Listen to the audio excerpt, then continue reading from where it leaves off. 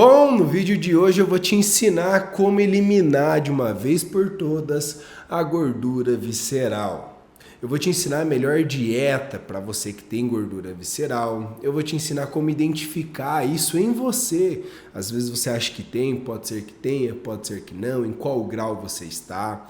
Inclusive, melhor de tudo, te ensinar como reverter esse quadro. E também tem um caso muito interessante aqui de uma paciente que eu tive, já fala aqui que eu tive porque o final não é tão legal e acho que essa história ela vai te marcar. Se você tem qualquer tipo de dúvida, se você deve ou não tratar essa gordura visceral, por favor, fica comigo no vídeo, escuta essa história, porque realmente eu tenho certeza que tua percepção vai mudar com esse vídeo aqui. Talvez você ainda não me conheça, mas eu sou o Dani, sou nutricionista e treinador há mais de 10 anos. É um prazer estar aqui compartilhando conteúdo com você.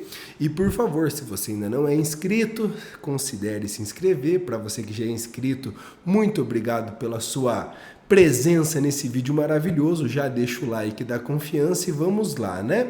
Fiz alguns bullet points aqui, então quando eu estiver olhando para o lado é porque eu estou pegando minha linha de raciocínio. E a gente precisa ter um contexto inicial, que é o que é a gordura visceral? Será que ela é a mesma coisa do que a gordura subcutânea? Não, já adianto para você que não. Ela é muito mais, mas muito mais perigosa do que a gordura subcutânea. Porque a gordura visceral, ela é um tecido ativo e inflamatório, diferente do tecido subcutâneo, tanto que é mais fácil, inclusive, você perder gordura subcutânea, aquela que fica na pele, aquela que a banha fica caída ali na barriga, essa é mais fácil de perder do que necessariamente a gordura visceral. Eu lembro uma vez que eu atendi um paciente, pescador, lá na base dos seus 50 anos, cara, eu nunca vou esquecer o termo que ele usou. Ele falou assim: eu tenho pancite, é inflamação na pança. E realmente, a dobra cutânea dele, ou seja, a gordura subcutânea, nós conseguimos perder. E perdemos bem, inclusive. Mas a gordura visceral, aquela gordura, aquela bola na barriga, aquela circunferência abdominal muito grande, aquela foi extremamente difícil de se perder. Então existe sim uma diferença entre a gordura visceral, que ela é inflamatória, a gente vai falar mais sobre isso já em seguida, e a gordura subcutânea. Ela realmente é muito perigosa. Se você tem isso, se você está nesse vídeo buscando soluções, nesse vídeo ainda eu vou te dar a solução ideal para você conseguir reverter esse quadro, mas de verdade, não brinca com isso, não brinca com isso. Por que que ela é tão mais perigosa, né? De fato, ela não é visível, mas ela gera toda aquela circunferência abdominal. E tendo aquela circunferência abdominal, ela pressiona seus órgãos internos. Esse é um dos pontos aqui. Segundo, ela também libera mais citocina inflamatória. E quanto mais inflamado você está, maior é a sua capacidade de gerar mais inflamação no seu organismo. E isso culmina em doenças inflamatórias crônicas de baixo grau. Quer ver um exemplo? Diabetes. Quer ver um exemplo? Determinados tipos de cânceres. Cara, realmente é muito complicado. E quando você está num estado inflamatório tão grande assim, o principal problema inicial é a resistência à insulina. E a resistência à insulina é o que dá o ponto inicial para você desenvolver a diabetes do tipo 2. O que é a diabetes do tipo 2? É quando você come carboidrato, come açúcar, mas aquele açúcar ele fica circulante, ele não vai para dentro da célula por uma má sinalização dessa insulina. E aí muita gente acha que o maior problema é o carboidrato. De fato é, mas tem um detalhe. A pessoa vai lá e agora está diagnosticada com diabetes tipo 2, mais a gordura visceral. E aí ela fala assim, não vou mais comer frutas. Não, cara, calma. O problema maior é ser uma doença inflamatória. Com a dieta que eu vou te ensinar, o quadrante da dieta que eu vou te ensinar, você vai aprender a como comer frutas, mesmo tendo gordura visceral e diabetes, resistência à insulina, da maneira correta para você, primeiro, se beneficiar do sabor da fruta, que é muito gostosa, mas também não fazer um terrorismo nutricional aqui, te ensinar a gênese da coisa. Por isso que é muito importante você entender isso, que a gordura visceral, ela está muito mais voltada a uma doença inflamatória que começa a inflamar todo o restante do teu sistema. E com isso pode gerar síndrome metabólica, né? E ali você começa a ver que quando você está com esse perfil inflamatório inicial, você já tem tanto a resistência à insulina, você já começa a ver um quadro de piora do colesterol, você começa a ver aumento do estresse oxidativo. Então, para você, homem, que o cabelo está caindo, que a libido está baixa, que está indisposto, cara, tudo isso daqui pode ser oriundo do estresse oxidativo da gordura visceral, né? E aí nós temos aqui, que nem eu falei, relacionada a diversas patologias, como a esteatose hepática, seja ela alcoólica ou não, as doenças cardíacas, hipertensão, a apneia do sono e também o índice, a mortalidade, que aqui entra a história que eu gostaria de falar para vocês. A mortalidade é sinistra. Eu lembro uma vez que eu estava no consultório, inclusive aqui é o meu consultório, deixa eu abrir para vocês aqui, ó. Aí eu tava aqui é meu consultório, aqui fica uma televisão onde do que eu passo aqui no meu computador, passa ali e tal, beleza? Aí tá, nunca vou esquecer, a paciente sentou naquela cadeira aqui. Aí ela sentou, mas o que aconteceu? Qual que é a história? A filha dela já era minha paciente de anos e é minha paciente até hoje. Aí a filha dela me liga e fala assim, Dani, minha mãe foi no médico, e o médico falou que ela está muito mal, que ela precisa começar a fazer dieta e atividade física o quanto antes. E uma das síndromes que ela tinha, dentre as patologias da síndrome metabólica que ela tinha, era a gordura visceral.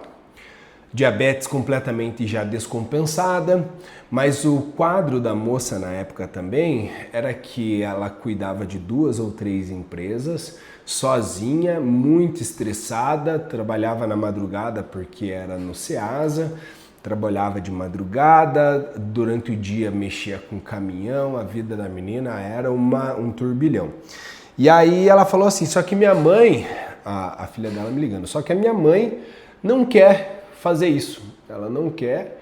E eu falei, fala pra ela que você vai vir consultar e nessa de você vir consultar, ela vai descobrir na hora aqui que a consulta é pra ela.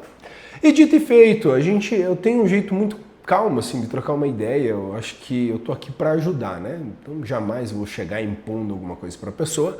E aí eu comecei a conversar com ela, tal, pô, a consulta é pra você, descobri que você tá meio ruim, vi teus exames aqui, beleza, papo vai, papo vem. Final das contas, a senhora não, tinha uns 47, 46 anos na época, e, cara, me adorou, gostou de mim, a gente conversou, foi muito prazeroso, mas eu não sei se foi por birra o que aconteceu, mas ela não seguiu o plano, cara. Ela não seguiu, a vida extremamente cobrando ela, e deu 6 meses depois, ela veio a falecer. E isso me chocou demais, cara, porque foi a primeira vez que eu vi de fato uma pessoa que estava com os exames ruins.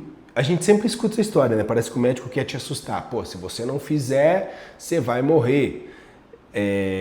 Aí, né, cara, nesse caso, eu vi de fato e aquilo me marcou demais. Então, cara, na boa, seja você mulher, seja você homem que esteja me escutando e tá com gordura visceral, cara, vamos tratar isso. Vamos tratar isso porque eu não quero perder mais um paciente no futuro.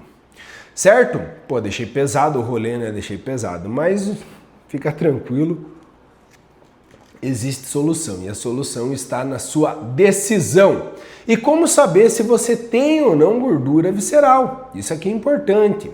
Nós temos o primeiro ato clínico, que é mais fácil de se denotar. O que que é isso? Você pega uma fita métrica, deixa eu pegar a minha aqui, você pega uma fita métrica e ali para homens, se a circunferência abdominal da cintura está acima de 94 centímetros, já é um ponto de alerta. Para a mulher, se estiver acima de 80 centímetros, também é um ponto de alerta. Não vou falar para você pegar agora uma fita, mas assim, ó, terminou o vídeo aqui, vai medir, porque esse é o primeiro ato clínico, né? Esse primeiro ato clínico. Mas a gente consegue ter outros padrões clínicos, por exemplo, a barriga dura, projetada para frente, sabe? Como eu falei, aquela barriga pancite, inflamação na pança. Essa daí também é um dos pontos. A gente aí vem aqui clinicamente aí dentro de consultório, né? O ultrassom, que pode confirmar, ultrassom de abdominal total, ele também pode confirmar pra gente. Para você saber o grau que ela tá, já pela bioimpedância você já consegue. Eu particularmente não tenho avaliação física de bioimpedância no meu consultório, mas é porque eu trabalho muito mais com a estética, não quer dizer que eu não vá atender quem venha pro meu consultório e tal, não é isso, mas 99% das pessoas que me procuram querem perder peso, quer perder percentual de gordura e tal, mas como eu falei, às vezes chega a caso que a gente tem que pontuar. E aí, para avaliação física estética, eu não gosto tanto da bioimpedância, mas a bioimpedância para avaliar ali a gordura visceral, ela é bem interessante, principalmente quando você tem uma avaliação de bioimpedância um pouquinho mais elite, porque a grande maioria tem aquela avaliação de banheiro lá, que ela não é tão legal e pode deturpar os seus dados ali. Mas a bioimpedância é bem legal. Você já consegue ter uma noção, às vezes até se você seguir a dieta e o treinamento, se ela está baixando, se não está. Mas além disso, a circunferência também nos diz bastante coisa. E aí tem outros pontos que a gente já vai vendo, né? Por exemplo, você pega uma pessoa que é uma falsa magra, que você olha assim, pô, é magro, tem um bracinho fino, mas tem aquela barriguinha estranha, sabe? Ali já é interessante. Ali já é interessante a gente avaliar os exames de sangue. Por quê? Triglicerídeo se tiver alto, HDL tiver baixo. HDL seria, entre aspas, o colesterol bom. Estando baixo, perfil de glicose, ou seja, de glicemia alta, insulina alta, TGO, TGP, que são as transaminases do seu fígado. Quando alto também já pode indicar ali além da hepatotoxicidade, também pode indicar a questão de uma gordura visceral. Então aqui já são os principais pontos, né? E aí o que acontece? Da mesma maneira que a solução é fazer uma boa dieta, que eu vou te ensinar daqui a pouco, como você deve olhar para a sua alimentação, nós temos a contrária, que são as principais causas que causam a gordura visceral. E eu já vou te dizer assim, ó, que geneticamente pode aparecer, mas é mínimo, é realmente menos de 10% de pessoas que têm gordura visceral que poderia ser de forma genética. Pode acontecer? Pode acontecer. Esse é o caso? A probabilidade é bem baixa. Então, da mesma maneira que você tem que entender a dieta que reverte, você tem que entender a dieta que atrapalhou e que causou a patologia. Então, excesso calórico contínuo, não é só um dia. E aí eu acho interessante porque Dani, já me tratei várias vezes. Eu trabalho com a nutrição, eu ensino sobre nutrição, eu ensino sobre treinamento há muitos anos, mas Dani, já me tratei várias vezes por compulsão alimentar, de comer assim até passar mal. Mas o que acontece? Por que eu estou dizendo isso? Porque era esporádico em crises de ansiedade, de estresse. Teve uma época que eu tive uma academia e aí, aquela academia me estressava demais, não dormia, ou seja, num quadro que por vezes é o que está passando, seja você que é empresário, ou seja você que tem um cargo mais de liderança, ou simplesmente está preocupado com o boleto que tem para pagar, começa a gerar toda essa onda de estresse, começa a comer errado, mas eu deixei aqui bem específico, né? Excesso calórico contínuo. não é só um final de semana que você comeu e vai gerar gordura visceral. Você vai dar uma inflamadinha ali? Vai, mas não é o suficiente para desenvolver a patologia, exceto que a grande maioria das pessoas, o que eles fazem? Vamos dar um exemplo. Durante a semana eu como tudo certo, vamos ver então. Aí chega na sexta-feira, hoje é sexta, hoje eu vou me dar o luxo. Aí vai lá e come uma besteirinha. Aí no sábado já acorda mais tarde, daí fala assim, pô, é 11 horas, não vou comer agora, vou direto para o almoço. Aí chega no almoço, tá com preguiça de cozinhar, vai no restaurante. Aí de noite tem uma pizza, aí no outro dia come o que sobrou da pizza e daí vai fazer o churrasco de domingo, come maionese, toma cerveja, come a carne assada cheia de passado no óleo lá, sal, sei que chegou da água na boca agora, né? E aí quando você vê, cara, já começou lá desde sexta-feira, comendo tudo errado, isso quando não passa para os dias de semana. É lógico, cara. O teu corpo, o nosso corpo, eu acho ele sensacional, a tal ponto que ele consegue sobreviver numa expectativa média de vida atual de lá 75 anos, mesmo em condições inapropriadas. Você dando tudo isso de comida, ele ainda consegue metabolizar. Eu acho que o nosso corpo ele é tão melhor do que a gente imagina, porque se fosse de fato matemático, eu comi mais do que gastei e engordei, meu Deus do céu, aqui teria mais do que obesidade mórbida. Porque realmente as pessoas comem demais. Mas vale um destaque, as pessoas não engordam porque elas comem muito. Elas engordam porque elas comem mal. Agora, se você come mal e muito, aí você fica obeso, entende? E é daqui, dentre a obesidade, eu não romantizo a obesidade, independente de ato estético ou não, mas a obesidade é uma patologia, é uma doença que tem código de identificação de doença, ou seja, um CID para ela, que desenvolve outras síndromes metabólicas. Então, cara, esse papo é muito interessante. O álcool também, né, obviamente, ele pode estar associado, e com certeza tá, é um conglomerado, né, cara, é um conglomerado de coisas. O próprio sedentarismo, sono ruim, estresse crônico, tabagismo, tem muitas coisas que causam e desengatilham, né, que dão um gatilho para gordura visceral. Deixa aqui nos comentários se você tem a gordura visceral e o que você acha que causou isso aí, né? Eu sempre gosto de interagir com vocês nos comentários. Eu acho que eu sou o nutricionista e youtuber aqui que mais interage com vocês, porque eu respondo todo mundo, troco uma ideia com todo mundo, às vezes dou conselho para as pessoas nos comentários. Então deixa para mim aqui o que você acha que causou essa gordura visceral em você, né? E o que realmente reduz a nossa gordura visceral? À primeira vista é, obviamente, o déficit calórico.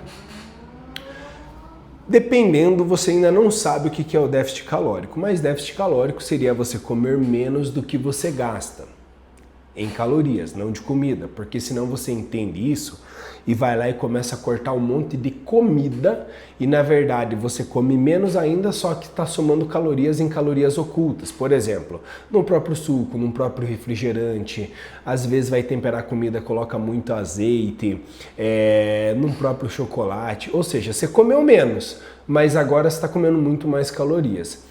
Comer menos calorias é diferente. Por exemplo, nós temos densidade calórica. Densidade calórica, você seleciona os alimentos que têm menos calorias em mais volume. Normalmente esses são os mais nutritivos. Quer ver um exemplo?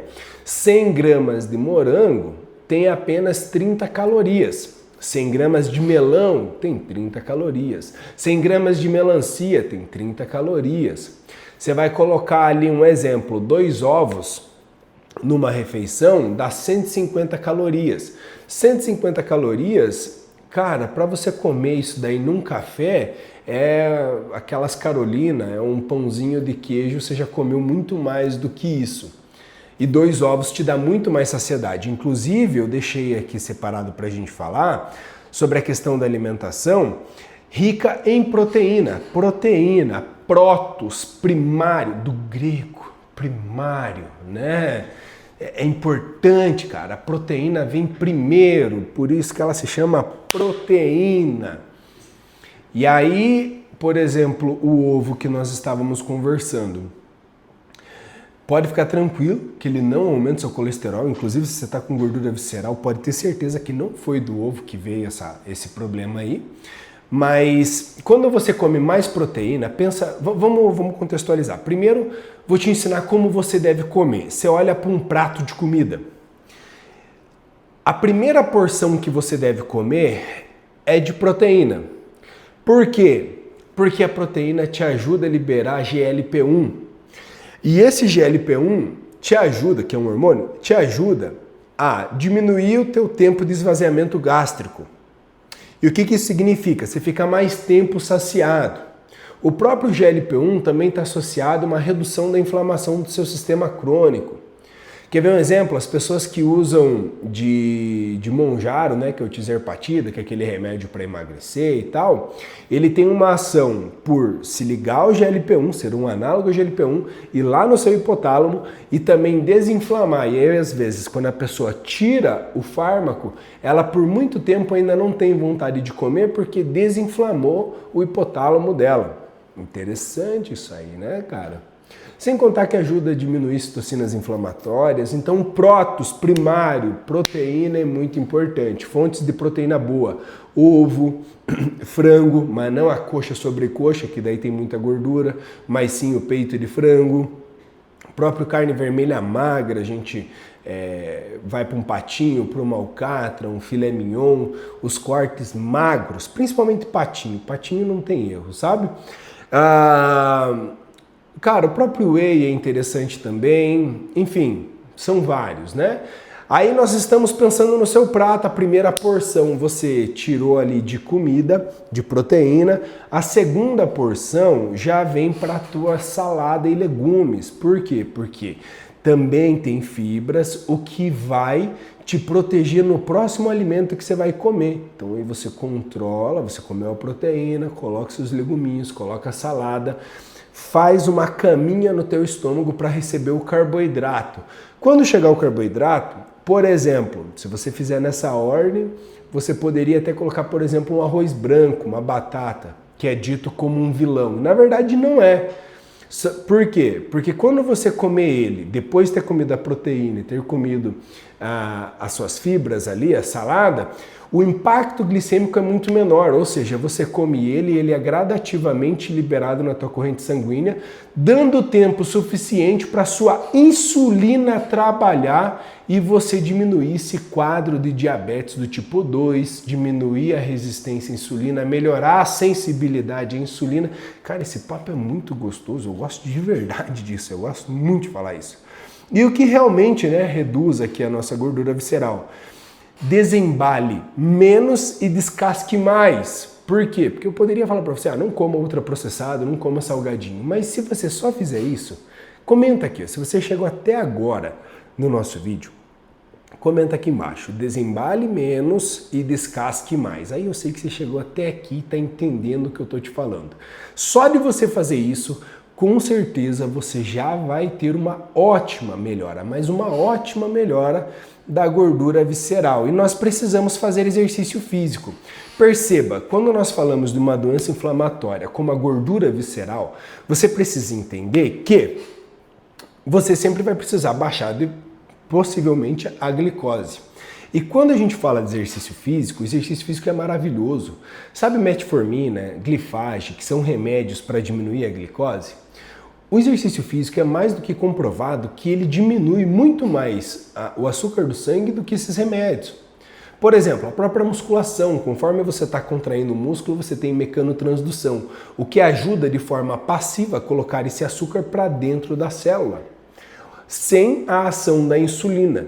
Cara, isso é maravilhoso, o próprio caminhada vai te ajudar. Inclusive eu li um artigo recentemente que ele falava de pessoas com gordura visceral e tal, com síndrome metabólica, para fazer exercício físico, fazer uma caminhada após 15 minutos que se alimentava. Então essa pessoa ia lá, comia, esperava um pouquinho ali e ia se alimentar. Por quê? Porque ela comia, dava o pico de glicose, mas com exercício físico ajudava a regular isso aqui, preparando ela para a próxima refeição que ia acontecer depois de 2 a 3 horas. Exercício físico é um remédio mesmo. Melhorar o sono, dentro da minha consultoria online, eu tenho uma pergunta que eu faço para o pessoal lá sobre a questão de sono e tal, e a grande maioria eu tenho que prescrever manipulado para a pessoa dormir melhor. Perceba, manipulado não é remédio, não te induz a dormir. Mas você deita, ele te relaxa. Quer ver um exemplo? O próprio valeriana, relora, são ativos que te ajudam a relaxar e poder dormir melhor e controlar o estresse, que aqui é comportamental, né? Mas olha só, não adianta eu te falar 1000 coisas aqui e, só vai fazer uma... Tira as crianças da sala agora, né? Só vai fazer uma masturbação de informação na sua cabeça. E aí você não vai conseguir ir para lugar nenhum. Por quê? Porque é a mesma coisa eu querendo contratar, eu querer fazer alguma coisa lá em casa, sei lá, pintar, colocar um azulejo, fazer um banheiro. Se eu não sei, tem o tiozinho lá que é pedreiro a vida inteira, ele vai olhar e falar, faço isso aqui em 2 dias. Se fosse eu ia ficar uma semana e mal feito. Por que eu tô dizendo isso? Porque, cara, você precisa de ajuda. Não, de verdade. Puta merda, cara. Toda vez que eu lembro da senhorinha lá senhorinha não, né? A mulher de paciente que eu perdi, eu fico sentido. Você tá brincando com a tua saúde, cara. Vai procurar um nutricionista, um treinador. E eu tô falando de verdade, assim, ó. Se você vir pra minha consultoria, que eu vou lá, eu te ajudo com a parte da dieta, com o treino, com os manipulados que estão dentro da minha atribuição técnica profissional, cara, sem problema, vai ser maravilhoso. Agora, Dani, eu sei lá, não posso fazer consultoria online e tal, mas a minha sobrinha faz estágio da nutrição. Cara, converse com ela que ela vai poder te ajudar minimamente. E vou te dizer, eu não sou tão caro assim, não é esse meu rolê. Se você fosse contratar um nutricionista e um treinador, você pagaria no mínimo 3 vezes mais. E então, se eu puder te ajudar, link tá na descrição aqui da minha consultoria e de verdade eu tô aqui para te ajudar a mudar de vida. Jabá feito, sinais de alerta. Se tua barriga tá dura e extremamente centralizada, vamos chamar isso de pancite. Comenta aqui embaixo se você chegou até agora, pancite, que é inflamação na pança, né? Cuidado. Se você tem histórico na família de diabetes e AVC, cuidado, principalmente em primeiro grau. Se você está com pressão alta, cuidado. Gordura no fígado, cuidado. Se você se sente indisposto com frequência, cuidado. Tudo isso tá culminando, além da gordura visceral, num quadro de síndrome metabólica. Se você já está com apneia do sono, acorda sem ar, ou às vezes a esposa, ou às vezes o esposo, fala, né?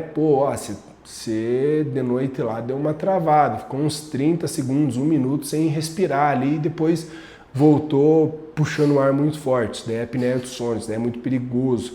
Inclusive, com a apneia do sono você gera hematócrito mais alto. Hematócrito mais alto faz com que o teu sangue fique mais viscoso, que pode gerar trombose no futuro. Cara, o vídeo de hoje talvez seja o vídeo mais importante em relação à saúde de vocês, né? E diagnóstico de síndrome metabólica. Bem, agora você entendeu que você precisa cuidar da sua saúde, mas perder peso é importante. Por isso, no seu caso, eu te recomendo que você assista esse vídeo aqui, ó, que eu falo como secar 5 quilos até dezembro. Clica nesse vídeo aqui, obviamente, deixa o like aqui antes, tá? Clica nesse vídeo e eu te vejo no próximo vídeo em poucos segundos. Falou!